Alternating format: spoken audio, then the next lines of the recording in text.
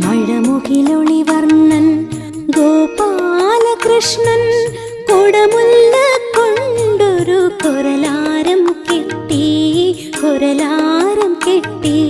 മഴമുകിലൊളിവർണ്ണൻ Gopalakrishnan